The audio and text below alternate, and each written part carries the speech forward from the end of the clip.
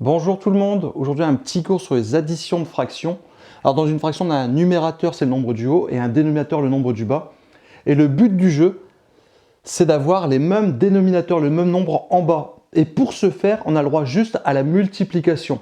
Donc ici, le cas le plus simple, on a le même dénominateur, c'est 7 et 7, le même nombre en bas. Tout ce qu'il y a à faire, c'est additionner les numérateurs, les nombres en haut. Donc tout ce qu'il y a à faire ici, c'est tout simplement, puisqu'on est déjà sur le même dénominateur sur 7, on a juste à faire 2 plus 3 qui fait 5. Donc on additionne les nombres du haut et on laisse tranquille le nombre du bas parce qu'on a déjà le même dénominateur, on est déjà sur 7. On parle de la même chose en fait. Et c'est pour ça qu'on a le droit de faire ça. Ici, le deuxième cas, donc il y a 5 cas possibles. Le deuxième cas n'est pas beaucoup plus difficile puisque là on est sur 15, là on est sur 5. Si on regarde le plus petit, en l'occurrence ici 5, on peut trouver un nombre par lequel on va multiplier 5 pour obtenir 15 et être sur le même dénominateur. C'est vraiment le but du jeu, c'est d'avoir le même nombre en bas. Par la multiplication, je le répète.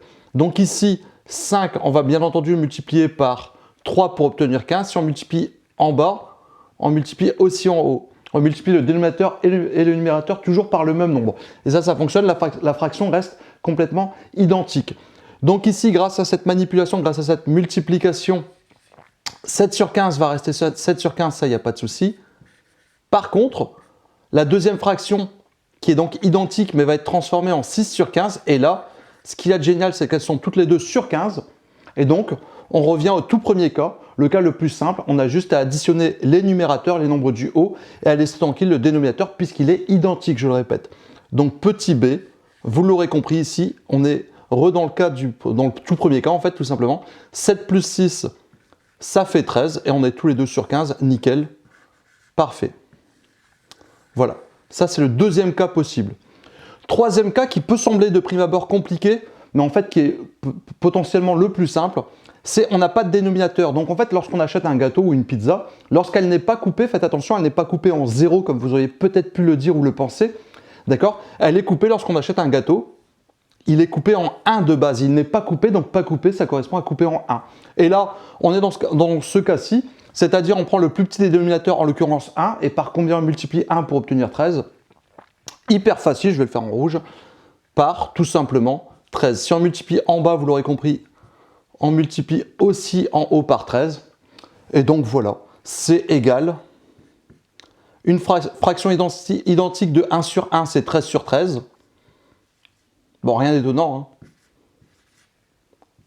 Et donc,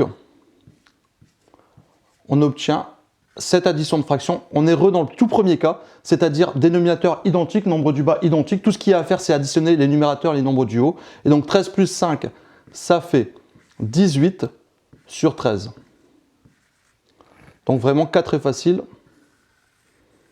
Voilà. Là, ça va se corser un petit peu pour les deux derniers cas.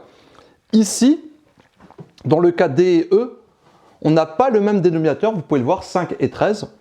Et en plus, si je prends le plus petit, c'est-à-dire 5, il n'y a pas de nombre, en tout cas de nombre entier, que je peux multiplier 5 pour obtenir 7. Donc, mais par contre, ce qu'il faut bien faire attention pour bien distinguer le cas D et le cas E, c'est que par contre 5 et 7 n'ont pas de nombre commun. Ils ne sont pas dans la même table en fait, 5 et 7. 5 n'est que dans la table de 5 et 1 et 7 n'est que dans la table de 7 et 1. Bon, 1 il n'est pas compris, hein. Donc ici, ce qu'on va faire, c'est hyper simple en fait. On va multiplier le premier dénominateur par le deuxième et le deuxième par le premier. Donc 5, vous l'aurez compris, je le multiplie par 7. En haut et en bas, bien entendu, hein, vous l'aurez compris, pour ne pas changer la fraction. Et 7, bien entendu, je vais le multiplier par 5.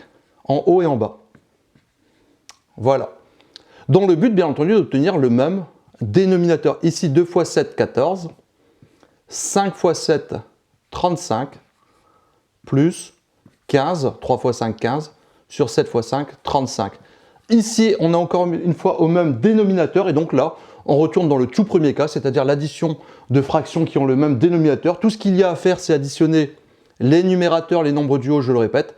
15 et 14, ça fait bien entendu 29 sur 35, nickel. Voilà.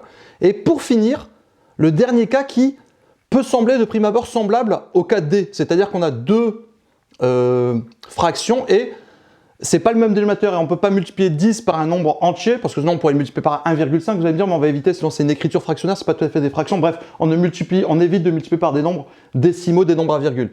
Donc ici, 10 pour arriver à 15, il n'existe pas de nombre entier, donc on a envie de multiplier 10 par 15 et 15 par 10. Sauf que là, la différence entre le KD et le KE, c'est que je vous avais dit tout à l'heure, 5 n'est que dans la table de 5 et 7 n'est que dans la table de 7. Donc ils n'ont rien en commun. Par contre, ici, 10 et 15 ont une table en commun. Vous l'avez certainement remarqué, c'est la table de 5. Et dans ce cas-là, pour simplifier, pour rendre le calcul un peu plus facile, même si au départ, on peut trouver ça un peu plus difficile, ce qu'on va faire, c'est qu'on va écrire la table de 10, on va écrire la table de 15. Je vais l'écrire ici, hein, par exemple. Donc si j'écris la table de 10, ça fait 10 fois 1, 10, 10 fois 2, 20, et ainsi de suite. 10 fois 3, avec l'expérience, vous irez beaucoup plus vite, vous ne serez même pas obligé de l'écrire. 10 fois 4, bon, on va s'arrêter là. Ça fait 40. De l'autre côté, on va écrire la table de 15. Et en fait, on essaie de trouver un nombre identique. Donc 15 fois 1, 15. 15 fois 2, 30. Et là, je m'arrête, puisque j'ai trouvé mon dénominateur en commun, c'est-à-dire 30. Donc 10, j'aurais juste à le multiplier par 3 pour faire 30.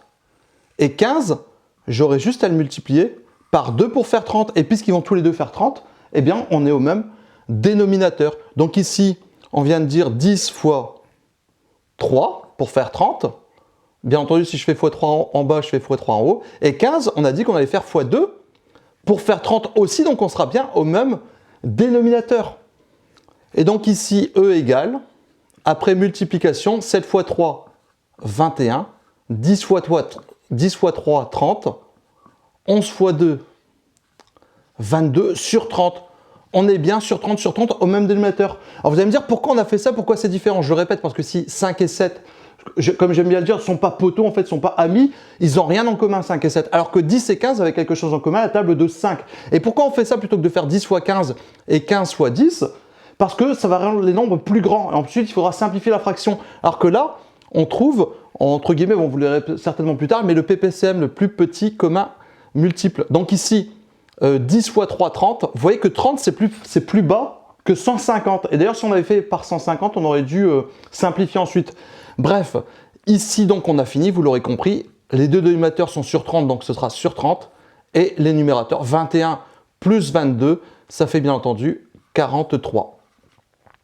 On vérifie toujours, là je ne l'ai pas fait parce que je suis assez sûr de moi, on vérifie toujours si le nombre du haut et le nombre du bas ne sont pas dans la même table. Dit autrement, si on ne peut pas simplifier nos fractions. Ici, il n'y a rien de simplifiable, je ne pense pas en tout cas, sinon je l'aurais vu. Et surtout, si vous utilisez cette méthode-là, vous n'aurez pas à simplifier, hein, vraiment. Donc vraiment, les trois cas possibles, même dénominateur, on additionne seulement les numérateurs, même nombre en bas, on additionne seulement les nombres en haut.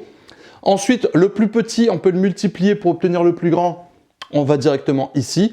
Le cas où il n'y a pas de dénominateur, ben simplement vous mettez 1. N'oubliez pas que quand vous achetez quelque chose qui n'est pas coupé, il est donc coupé en 1 et pas en 0 comme je l'entends souvent. Pour finir, les deux cas qui se ressemblent un peu mais qui sont vraiment différents, j'aimerais vraiment que vous distinguiez les deux cas, le D et le E.